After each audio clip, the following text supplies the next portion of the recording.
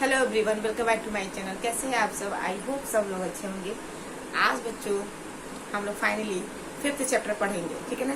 जिसमें से आपका जो आपका 4th चैप्टर है ना, मेंडल वाला, उसमें एक दो टॉपिक आपका बस क्लियर करना है। एक दो टॉपिक का मतलब आपको उसमें टर्नर सिंड्रोम, डाउन सिंड्रोम, जो क्रोमोसोमल डिसऑर्डर है वो देखना है, और आपका एक म्यूटेशन टॉपिक है वो। तो ये 2-2.5 टॉपिक हैं दो टॉपिक है जिसको हमको मेंटल में करना है। उसको किसी नेक्स्ट वीडियो में डाल देंगे तो पूरा का पूरा चैप्टर जो है हमारा मेंटल वाला कवर हो जाएगा। फिलहाल अभी के लिए अगर देखा जाएगा तो आज हम 5th चैप्टर स्टार्ट कर रहे हैं। बच्चों की डिमांडिंग है कि मैम 5th चैप्टर स्टार्ट कीजिए। ये 5वां चैप्टर स्टार्ट कर रहे हैं जिसका नाम है मॉलिक्यूलर बेसिक ऑफ इनहेरिटेंस, यानी कि वंशागति का आणविक भाग। इस चैप्टर में बच्चों हम केवल डीएनए के बारे में पढ़ेंगे कि डीएनए क्या है, कहाँ होता है, डीएनए क्या काम क्या है, डीएनए जो है एक पीढ़ी से दूसरी पीढ़ी में जनरेट कैसे होता है, डीएनए के ऊपर जीन्स जो होते हैं उनका क्या काम होता है।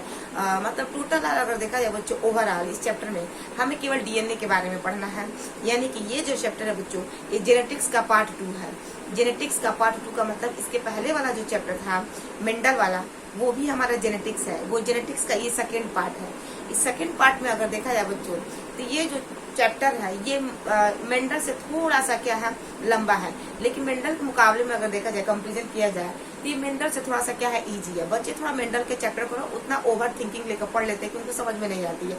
वो थोड़ा डाउटफुल रहता है कि क्या चीजें कैसे हो रही है, क्यों हो रही है, थोड़ा सा सस्पेंड में बना होता है वो चैप्टर। बार बार उस चैप्टर को पढ़ा जाए तो वो क्लियर हो जाता है, ठीक है। तो ये जो चैप्टर है मेंडल से क्या बहुत हल्का है। हल्का का मतलब क्या है, कॉन्सेप्ट क्लियर वाली टॉपिक है। बस क्या थोड़ा सा लेंदी है। लेंदी का मतलब उसमें 8 टॉपिक है जिसमें 12 टॉपिक है, क्या है वो आसान है। मेंडल के हिसाब से अगर तुलना किया जाए ये सेकंड चैप्टर तो जेनेटिक्स का पार्ट है। इसके पहले बच्चों हमने सेक्सुअल रिप्रोडक्शन, फ्लावरिंग प्लांट्स पढ़ा है, ह्यूमन रिप्रोडक्शन पढ़ा है, उसके बाद से हम लोग ने रिप्रोडक्टिव हेल्थ पढ़ा है, ठीक है। ये क्या है आप उसके बाद से हम लोगों ने मेंडल का चैप्टर पढ़ा, जेनेटिक्स पढ़ा है, ये फिर जेनेटिक्स का पार्ट 2 है। तो टोटल अभी तक हमारा 4 चैप्टर क्लियर हो गया। अगर आप वीडियो को अगर देखेंगे तो प्लेलिस्ट में जाइएगा, लाइन बाय लाइन सारी की सारी वीडियो आपको वहाँ पे मिल जाएंगी। तो जाइएगा जरूर, देखिएगा जरूर, तभी आपको चीजें जो है क्लियर होंगी। आज हमारा चैप्टर है बच्चों 5वां चैप्टर है। कौन सा चैप्टर है? 5वां चैप्टर है। अब 5वां चैप्टर कौन सा है हमारा? चैप्टर नंबर हमारा 5 है ये। इस चैप्टर में हमें क्या पढ़ना है बच्चों? डीएनए के बारे में पढ़ना है, ठीक है। आप देखो डीएनए का अगर बच्चों पूरा नाम देखा जाए तो ये डीएनए के बारे में ना बच्चों थोड़ा सा ध्यान से समझो। जब से हम क्लास 6 में जाते हैं तब से हमें जो हमारा सब्जेक्ट होता है साइंस में आपको कुछ फिजिक्स की भी बातें बताई जाती हैं, कुछ केमिस्ट्री की भी बातें बताई जाती हैं, और थोड़ा सा आपको बायोलॉजी के बारे में भी बताई जाती है। तो अभी के समय में अगर देखा जाए बच्चों जो सीबीएसई बोर्ड वाले बच्चे हैं, जैसे आप लोग हैं सीबीएसई बोर्ड वाले बच्चे, यूपी बोर्ड वाले बच्चे, अब क्या हो गया सबका जो पढ़ाई का जो लेवल है एनसीईआरटी बेस हो गया। एनसीईआरटी बेस पे ही सबको पढ़ना है। क्लास 6 से ही आपका ये लागू हो गया। तो क्लास 6 में जो बच्चे हैं यूपी बोर्ड वाले उन्हें भी एनसीईआरटी पढ़ना है। क्लास 6 में जो सीबीएसई बोर्ड वाले बच्चे उन्हें भी एनसीईआरटी पढ़ना है। मतलब जितने सारे बोर्ड वाले बच्चे हैं सबका विषय का मतलब जो उनका बोर्ड है उन्हें एनसीईआरटी ही पढ़ना, और आने वाले समय में उनको एनसीईआरटी से ही क्वेश्चन जो है क्वालिफाई करके नीट की परीक्षा में वो बैठ सकते हैं। तो नीट भी देने के लिए हमें क्या पढ़ना है? एनसीईआरटी ही पढ़ना है। तो देखो बच्चों अगर हम देखें तो अभी के समय में क्या है, ये 3 कक्षा जो आपके 3rd क्लास वाले बच्चे हैं, 4th क्लास वाले बच्चे, इनमें क्या है अगर इनके विज्ञान में अगर देखा जाए तो कहीं ना कहीं डीएनए के बारे में बात जरूर करते हैं, ताकि बच्चे जाने कि डीएनए क्या है। आजकल के सारे बच्चे जान रहे। 3rd क्लास का भी बच्चे से अगर पूछे जाए कि बच्चा डीएनए का पूरा नाम बता तो वो भी जानता है कि मैम डीएनए का नाम ये है, या सर डीएनए का नाम ये है, डीएनए यहाँ पे प्रेजेंट होता है, डीएनए का काम ये है, डीएनए क्या कर सकता है, सारे बच्चे जानते हैं। सारे बच्चे का मतलब जो बच्चा पढ़ाई करता होगा अच्छे से वही बच्चा बता पाएगा, अन्य बच्चा तो बता नहीं पाएगा। तो ये डीएनए है। डीएनए में अगर देखा जाए बच्चों ना तो डीएनए होता कहाँ है बेसिकली अगर देखा है, ये डीएनए अगर देखा जाए तो ये होता है हमारा सेल। क्या होता है बच्चों? सेल को कहते हैं क्या? कोशिका। क्या कहते हैं? कोशिका। और कोशिका के अंदर क्या होता है बच्चों? केंद्र होता है। क्या होता है? केंद्र, ठीक है। इसे हम कहते हैं न्यूक्लियस। इसे क्या कहेंगे हम? केंद्र। इस केंद्र के अंदर क्या होता है बच्चों?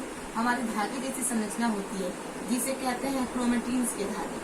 किसके धागे? क्रोमेटिन्स के धागे। और क्रोमेटिन्स का जो धागा होता है ना बिल्कुल घना मोटा पूरा फैला हुआ होता है, और यही डीएनए का जो क्रोमेटिन्स का धागा होता है आगे चल के क्या बनाता है बच्चों?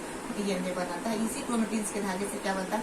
डीएनए बनता है। डीएनए का पूरा नाम अगर देखा जाए तो D oxy ribose nucleic acid होता है, ठीक है। इसका पूरा नाम D oxy ribose nucleic acid होता है, ठीक है। और ये डीएनए कहाँ होता है बच्चों? कोशिका के केंद्र के अंदर पाया जाता है, वो भी एक धागे जैसी संरचना के रूप में पाया जाता है। ये जो कोशिका होती है ना बच्चों, ये कोशिका के अंदर जो केंद्रक है, इसका साइज अगर देखा जाएगा तो 10⁻⁻⁶ जो होती है वो माइक्रोन होती है, इसका साइज होता है। और इसके अंदर अगर देखा जाए बच्चों, जो डीएनए होता है 2.2 मीटर लेंथ होती है इसका डीएनए, इसका लेंथ जो होता है बच्चों 2.2, इतना तो हम लंबे नहीं होते हैं जितना हमारा डीएनए होता है। बात समझ में आ रही है ना? हमसे भी लंबा क्या होता है? हमारा डीएनए होता है। तो आपको डीएनए में ही पढ़ना, आखिर ये डीएनए जो उलझा हुआ है ये केंद्रक के अंदर, आखिर ये कैसे सिमटता है।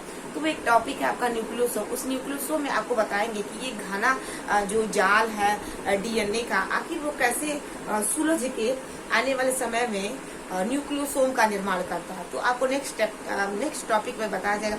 अभी बस आप ध्यान से डीएनए के बारे में सुनिए और समझिए, और जो भी क्वेश्चंस आपके जो भी डाउट्स वगैरह होंगे तो नीचे कमेंट सेक्शन में आप कमेंट जरूर करिएगा, ताकि आपके प्रश्न हमारे तक आए और हम आपके प्रश्नों का जवाब दे सके, ठीक है ना? ध्यान से समझो। तो ये क्या है बच्चों? ये न्यूक्लियस का साइज है 10⁻⁻⁶ माइक्रोन, ठीक है ना? 10⁻⁻⁶ यहाँ पे अंश यहाँ पे दर्शाया जाता है माइक्रोन। इसके अंदर जो डीएनए बच्चों कितना है बच्चों? 2.2 मीटर है ये 2.2 मीटर या मीटर जो है लेंथ जो है हमारा क्या है? डीएनए है। ये डीएनए से क्या बनता है बच्चों? आरएनए बनता है। क्या बनता है? आरएनए।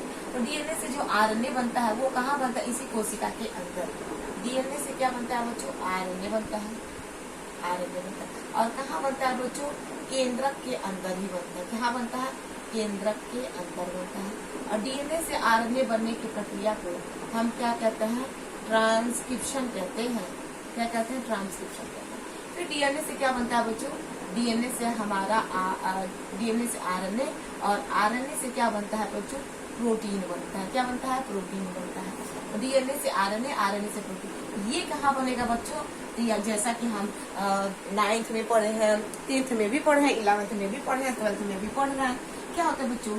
हमारा ये जो केंद्रक होता है ना, इस केंद्रक के पास क्या होती है? छिद्र होता है। क्या होता है? छिद्र होता है। इस छिद्र को कहा जाता है केंद्रक छिद्र। क्या कहते हैं? केंद्रक छिद्र, जिसे कहा जाता है न्यूक्लियर कोर। क्या कहते हैं? Nuclear core.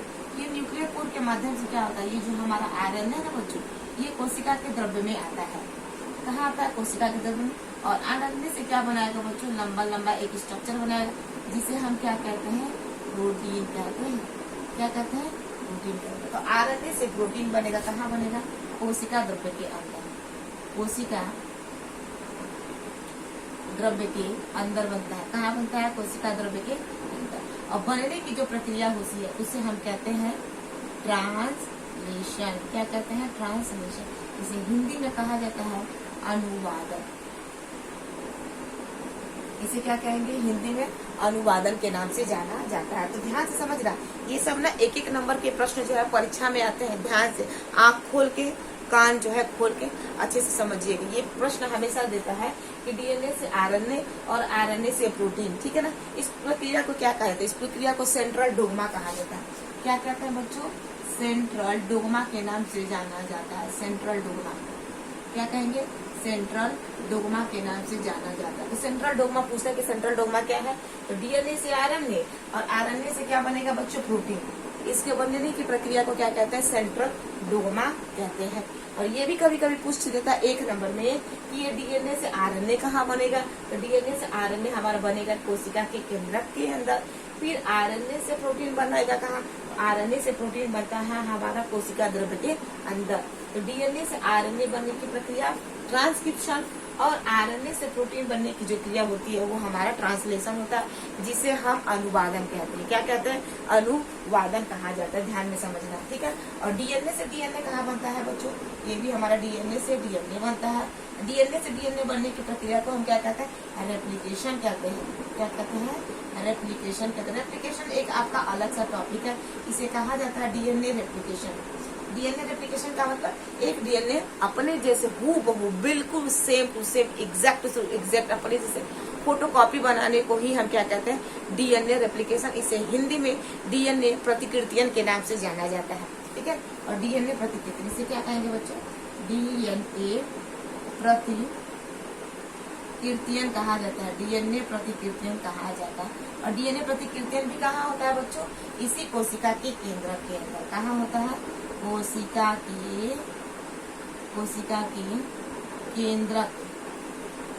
के केंद्रक के अंदर होता है।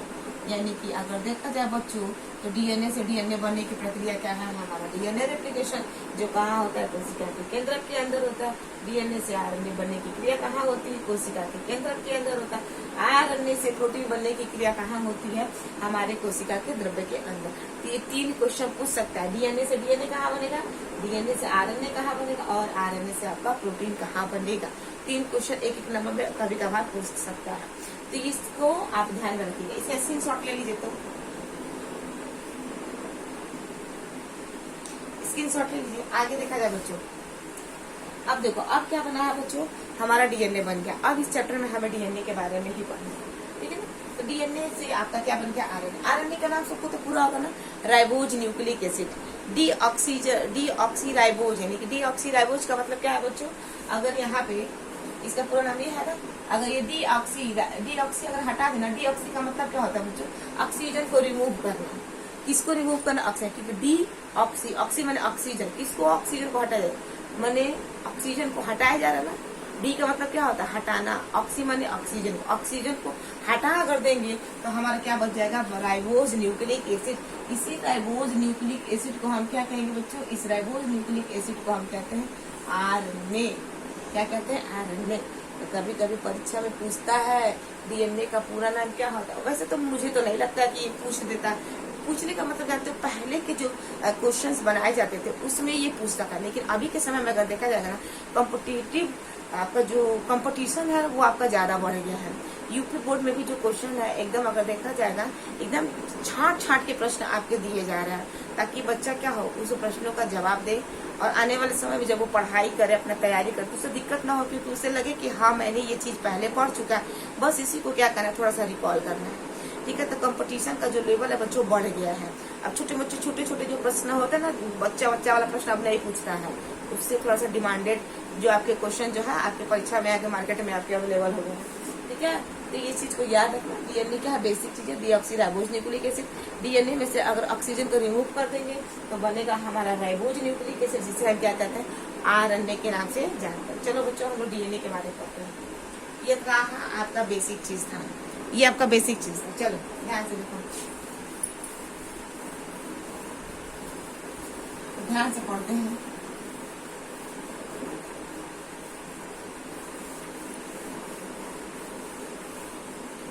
देखो क्या है, डीऑक्सी, यानी कि डीऑक्सी राइबोज न्यूक्लिक एसिड, ये है इसका पूरा नाम, डीऑक्सी राइबोज न्यूक्लिक एसिड। देखो बच्चों, डीएनए जो होता है ना, वो हमारा क्या होता है, छोटे छोटे जो होता है वो मोनोमरों से मिलकर बना होता है। यानी कि अगर देखा जाए बच्चों, हमारा जो डीएनए है ना, डीएनए का चक्र कैसा होता है बच्चों, डीएनए हमारा डीएनए ऐसा होता है। डीएनए जो है ना, ये देखा जाए, ये न्यूक्लियोटाइड से मिलकर बने होते हैं। न्यूक्लियोटाइड्स को समझने से पहले अभी आप ये समझिए कि ये जो डीएनए है ना, ये हमारा क्या है, अगर इसका छोटा सा अगर हिस्सा देखा जाएगा तो इसे हम पॉलीमर कहते हैं।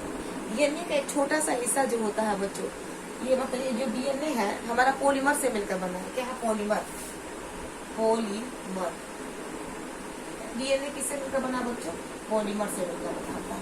पॉलीमर का मतलब जानते हो क्या होता है, ये 1 लड्डू, 2 लड्डू, 3 लड्डू, 4 लड्डू, 5 लड्डू, 6 लड्डू, 7 लड्डू, ये सब मिल रहा है और एक क्या बना रहा है बच्चों, एक लंबा चेन बना रहे हैं। क्या बना रहे हैं, लंबा चेन। ये जो लंबा चेन बन रहा है बच्चों ना, इसी को ही हम कहते हैं पॉलीमर। क्या कहते हैं, पॉलीमर कहा जाता है। ध्यान से समझिएगा, ठीक है ना। ये जो लंबा चेन है इसको हम क्या कहेंगे, पॉलीमर कहते। और इस पॉलीमर का जो एक हिस्सा होता है, एक हिस्से को हम कहते हैं मोनोमर। क्या कहते हैं बच्चों, मोनोमर कहते हैं। ध्यान से समझना, डीएनए का एक छोटा सा हिस्सा जो होता है वो मोनोमर होता है और मोनोमर मोनोमर मोनोमर मोनोमर मिलते मिलते जाएंगे और एक लंबा चेन बनाएंगे, तो उसे हम क्या कहेंगे, पॉलीमर कहते हैं। क्या कहते हैं, पॉलीमर। इस तरह हम पॉलीमर को बच्चों एक और नाम से इंडिकेट करते हैं, इसे हम क्या कहेंगे, न्यूक्लियोटाइड कहते हैं। क्या कहते हैं बच्चों, न्यूक्लियोटाइड। न्यूक्लियोटाइड। इस मोनोमर को हम एक और नाम देते हैं बच्चों, क्या कहते हैं, न्यूक्लियोटाइड कहते हैं। इसका कहने का मतलब ये है कि जो हमारा डीएनए है, ये जो हमारा डीएनए है, डीएनए क्या हमारा, डीएनए हमारा पॉलीन्यूक्लियोटाइड से मिलकर बना है। पॉलीन्यूक्लियोटाइड, पॉलीन्यूक्लियोटाइड से मिलकर, पॉलीन्यूक्लियोटाइड से मिलकर बना है। बात समझ में आ रही है ना। देखो पॉली का मतलब क्या होता है बच्चों, एक सिरा। ये पॉली का मतलब क्या है, ये पॉली का मतलब क्या है बच्चों, पॉलीन्यूक्लियोटाइड का मतलब क्या है, पॉलीन्यूक्लियोटाइड का मतलब बहुत सारे। ये जो चेन बन रही है ना, ये क्या है, हमारा पॉली तो है। ये क्या है बच्चों, ये हमारा पॉली है ना, बहुत सारे, क्योंकि एक हिस्सा क्या है हमारा, monomer. Monomer monomer monomer monomer monomer monomer monomer monomer, ये मिल रहा है ना। ये पूरी लंबी चेन को हम क्या कह रहे हैं, पॉलीमर कह रहे हैं। मोनो का मतलब एक होता है, डाई का मतलब दो होता है, ट्राई का मतलब तीन होता है, पेंटा माने चार होता है, हेक्सा माने mono di tri penta hexa hepta octa non decane, यही होता है। ठीक है, तो ये क्या होता है, पेंटा 5 हो गया, हेक्सा आपका 6 हो गया, फिर हेप्टा होता है, फिर आपका ऑक्टा होता है, फिर आपका नॉन होता है, फिर आपका डेकेन होता है। आई थिंक यही सारी चीजें हैं। ठीक है ना। तो ये क्या है, एक हिस्सा जो होगा हमारा मोनोमर होगा। अब मोनोमर मोनोमर को मिला देंगे तो क्या बनेगा, हमारा चेन बनेगा। इस चेन को क्या कहते हैं बच्चों, हम पॉलीमर के नाम से जानते हैं। ठीक है, पहला बात होगा। दूसरा बात क्या है बच्चों, ये जो एक हिस्सा है, एक हिस्सा को हम क्या कह रहे हैं, मोनोमर कह रहे हैं। इसी मोनोमर को हम क्या कह रहे हैं, न्यूक्लियोटाइड का, क्या कह रहे हैं, न्यूक्लियोटाइड कह रहे हैं। और आगे हम ये कह रहे हैं कि जो डीएनए है वो किससे मिलकर बना है, डीएनए जो है पॉलीन्यूक्लियोटाइड से मिलकर बना है। किससे बना है, पॉलीन्यूक्लियोटाइड। पॉलीन्यूक्लियोटाइड का मतलब क्या है, जिसके अंदर बहुत सारे क्या हो, न्यूक्लियोटाइड हो। समझ में आ रहा है ना, जिसके अंदर, किसके अंदर, इस डीएनए के अंदर, यानी कि डीएनए के अंदर बहुत सारे न्यूक्लियोटाइड हो, उसको हम क्या कहते हैं, डीएनए कहते हैं। यानी कि जो बहुत सारे न्यूक्लियोटाइड से मिलकर बना होता है, वो स्ट्रक्चर क्या है, हमारा डीएनए है। समझे, बहुत सारे न्यूक्लियोटाइड का मतलब बहुत सारे मोनोमर से मिलकर बना है।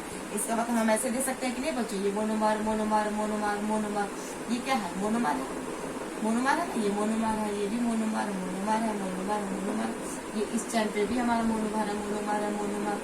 देखो ये मोनोमर है, ये भी मोनोमर मोनोमर मोनोमर, ये देखो मोनोमर है, मोनोमर है, मोनोमर है। बस समझ में आ रही है ना। तो हम कह सकते नहीं कि जो बहुत सारे मोनोमर से मिलकर बना होता है वो क्या है, हमारा डीएनए। इसे तो हम एक और नाम भी दे सकते हैं ना, कि जो बहुत सारे न्यूक्लियोटाइड से मिलकर बना होता है उसे हम क्या कहते हैं, यानी कि एक और नाम दे सकते हैं कि जो बहुत सारे न्यूक्लियोटाइड यानी कि क्या है, मिलकर बना वो हमारा क्या है, डीएनए। तो जो बहुत सारे न्यूक्लियोटाइड से मिलकर बना है बच्चों, तो उसे हम पॉलीन्यूक्लियोटाइड कह सकते हैं कि नहीं, क्योंकि जो हमारा डीएनए बच्चों एक मोनोमर से तो मिलकर बना नहीं है, एक न्यूक्लियोटाइड से तो मिलकर नहीं बना, बहुत सारे क्या है, मोनोमर मोनोमर जुड़े, यानी कि बहुत सारे न्यूक्लियोटाइड जुड़े, तब जाकर हमारा डीएनए बना। तो हम कह सकते हैं ना कि जो डीएनए है हमारा क्या है बच्चों, पॉलीन्यूक्लियोटाइड है। न्यूक्लियोटाइड को हम दूसरे भाषा में क्या कह रहे हैं बच्चों, मोनोमर कह रहे हैं ना, मोनोमर कह रहे हैं ना। इसका हम क्या कह सकते हैं, पॉलीमर हो रहा है कि नहीं हो रहा है। इसीलिए तो यहाँ पे बताया गया पॉलीमर है, डीएनए हमारा क्या, पॉलीमर है, डीएनए हमारा क्या है, बहुत सारे पॉलीमर। पॉली का मतलब क्या होता है बच्चों, बहुत सारे, किससे मिलकर बना है, मोनोमर से मिलकर, यानी कि बहुत सारे न्यूक्लियोटाइड से जो मिलकर बना होता है वही क्या होता है, हमारा डीएनए होता है। तो ये होता है बच्चों हमारा डीएनए। आई होप मेरी बातें आपको समझ में आ रही है, तो प्लीज स्क्रीनशॉट लीजिए, नोट डाउन कीजिए। चलो बच्चों, बात समझ में आ गई ना, तो ये चीज हो गया, क्लियर है। अब चलो हम आगे बढ़ते हैं, ध्यान से समझते रहना, ठीक है ना।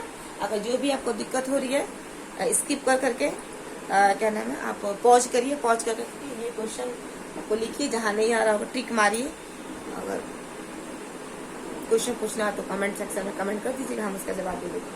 चलो बच्चों आगे बढ़ते हैं, आगे हम पढ़ेंगे न्यूक्लियोटाइड। आगे हम मोनोमर, जिसे हम न्यूक्लियोटाइड कह रहे हैं, जिसे हम क्या कह रहे हैं बच्चों, न्यूक्लियोटाइड कह रहे हैं, इसके बारे में पढ़ें। चलो इसको हम मिटा देते हैं।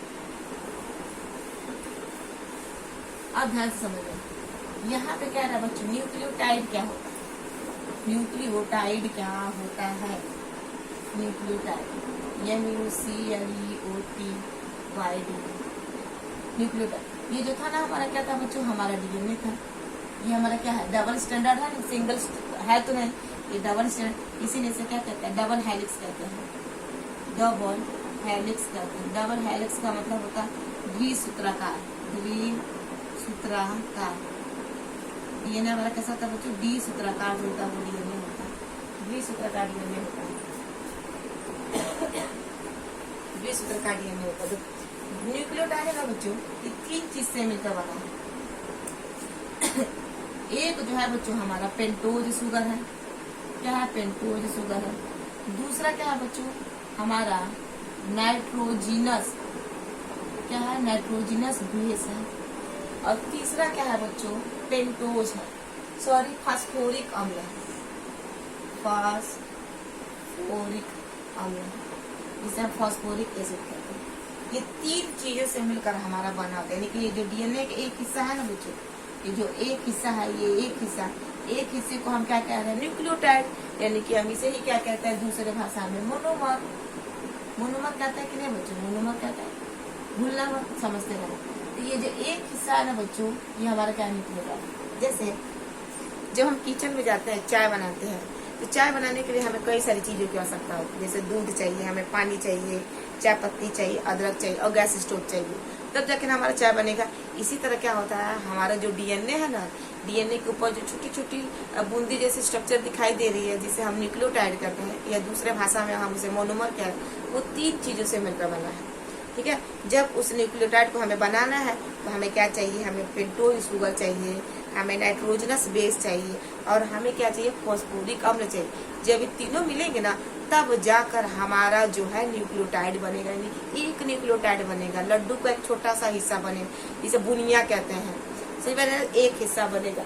इस तरह का ये सब क्या है, ये दूसरा वाला भी वही तीनों चीज से मिलकर बनेगा, पेंटोज शुगर, फास्फोरिक अम्ल, नाइट्रोजनस, ये भी पेंटोज शुगर, फास्फोरिक अम्ल, नाइट्रोजनस, जितने सारे न्यूक्लियोटाइड होंगे, सारे के सारे न्यूक्लियोटाइड आपको 3 चीजों से मिलकर बने। तो परीक्षा में पूछता है कि न्यूक्लियोटाइड किससे मिलकर बना है, तो न्यूक्लियोटाइड पेंटोज शुगर, शर्करा और प्लस फॉस्फेट जब इसके साथ मिलता है तो क्या बनता है बच्चों, न्यूक्लियोटाइड बनता है।